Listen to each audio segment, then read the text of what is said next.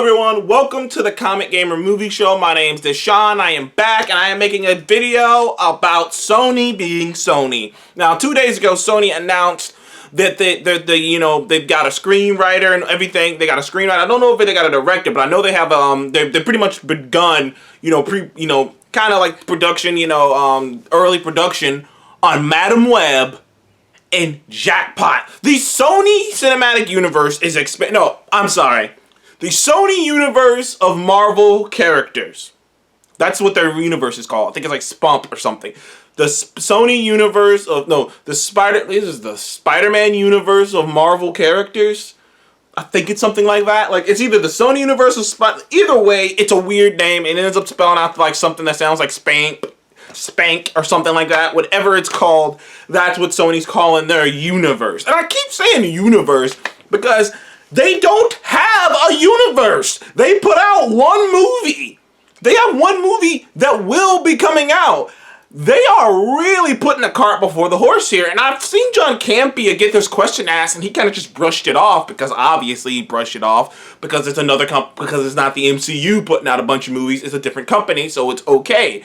But the idea that dude, they had one successful movie. We don't know how the sequel to Venom's gonna do. We don't know how Morbius is gonna do. Any other logical studio would wait before they start greenlighting all these random ass movies. The thing is, the reason Venom succeeded was because Venom is one of Spider-Man's biggest villains of all time. He has one of the most recognizable logos in the Marvel Universe, and he's one of the most recognizable villains in Marvel. Venom is a big time thing, and any kid who grew up in the 90s grew up with Venom in the height of his popularity. So Venom was primed to do a lot better than it was supposed to do. It was maybe he did a lot better than most people thought it was gonna do, but Venom was sort of in a position to do that. It's like making a movie about the Green Goblin, or making a movie about Dr. Octopus, or making a movie about the Joker, or something along those lines, or making a movie about Lex Luthor. These are characters that people know. These are sure, was it a bit unconventional to make a villain movie about one of the big, about a villain without having the hero? Sure, it was a bit off. Sure, it was a bit weird, but at the same time, Venom plus Tom Hardy, that was a mixture. No one gives a fuck about Morbius, no one cares about Madam Web, and no one knows who the fuck Jackpot is. Even comic book fans don't know who Jackpot is. I did a little bit of research, people, and it turns out Jackpot has been in 11 issues. 11. Since her creation in the 80s. She has been in 11 issues, and she died in 2008, and they haven't used her since. This is a character that has not been used since 2008, that has only been in 11 issues. Sony worries me because they're desperate. And there was a lot of rumors, because it was put out there, I didn't make a video about this at the time, obviously, that Sony was going to make a female-led movie. They want to hop on the female-led train. They see the success of Wonder Woman, and they see the success of Captain Marvel. They want to hop on that train as well with a female-led superhero. And there was a lot of rumors that it was going to be Spider-Woman. But then also there started to be rumors that maybe it won't be Spider-Woman, because technically Sony owns the right to Spider-Woman, while Marvel/Disney owns the right to Jessica Drew, who is Spider-Woman. So a lot of people thought that they were gonna just, this was gonna be another movie like Spider-Man Homecoming, like the Spider-Man franchise, where they're just gonna share profits and they're gonna just make it together. But obviously they didn't go in that direction, because, and I feel like this is more a sign, the guys on Dead Nerds kind of talked about this too, that the fact that they're going with this random character named Jackpot is a sign that Sony could not negotiate to be able to use Spider-Woman, because Marvel probably wants to use Jessica Drew. They probably have ideas for what to do with her, and they want what to do with her, and they could get away with it without actually calling her Spider-Woman. She's just she could just be Jessica Drew, and they might be able to negotiate being able to get the Spider-Woman name. Who knows? But obviously Marvel wasn't down for that, because they ended up going with this random character named Jackpot. Now, the brief thing on Jackpot is that she's a mom who becomes a superhero. That's pretty much it. Nobody knows she doesn't really have a villain. Her superpowers are pretty by the book and standard and boring. Her as a character is not that interesting. I mean, think about how many side characters have you seen? Even Shang-Chi in because I got an argument with some guy on, well, not me, Another guy got in an argument with some people, and I agreed with him. So I was in the argument on Twitter about the guy was trying to say that no one knows who the Eternals are, no one knows who knew who the Guardians of the Galaxy were, no one knew who this character is that Marvel's doing, and I was arguing with him that I'm like, but all of those characters are more well known than the Jackpot. Iron Man has issues, dude. Iron Man was in Civil War before the movie came out. You know, Iron Man is a big deal in the Marvel Comics. I mean, even the Eternals have multiple issues. They have the Neil Gaiman run, they have the Jack Kirby run, they have runs. They show up throughout the course of other comics.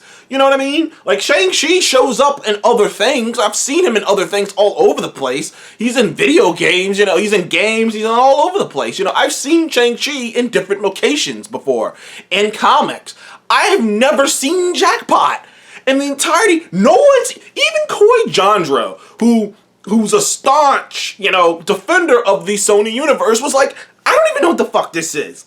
The problem is Sony, and I've said it before and I'll say it again, Sony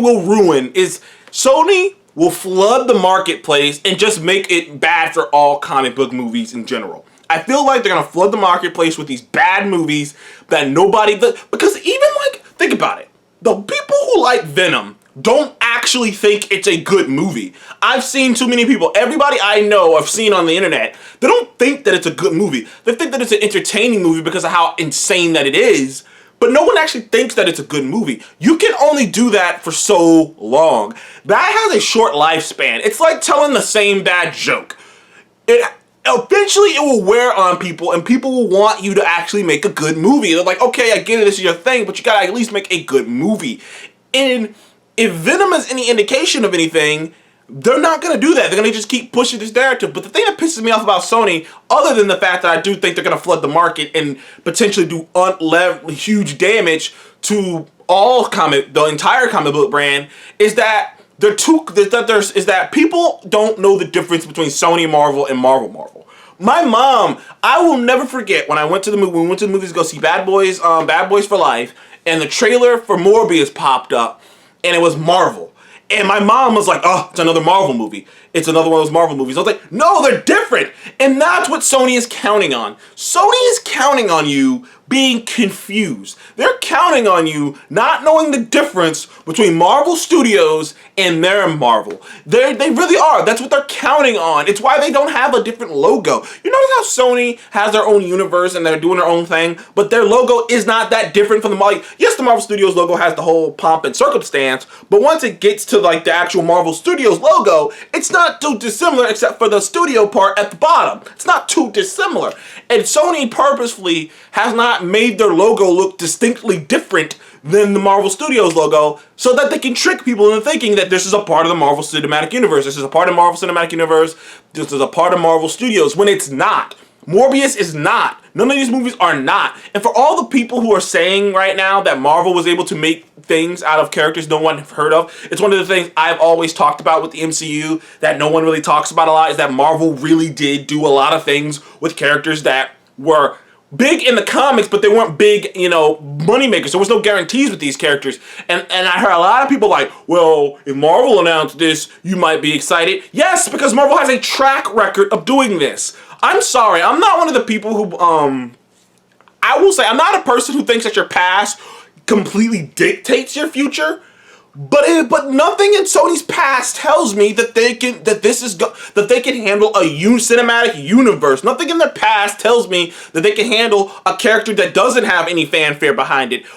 They haven't even been able to make three actually good Spider-Man movies in a row. They made one bad, and then Spider-Verse. We'll see what happens with Spider-Verse 2. I hope for the best, but from what I remember, I don't think Lord and Miller are coming back to directly involved in that. They're just like producing, and Sony's gonna have more of a hand in Spider-Verse 2. So I don't know. So like the thing is, Sony has not shown the reputation to be able to do that.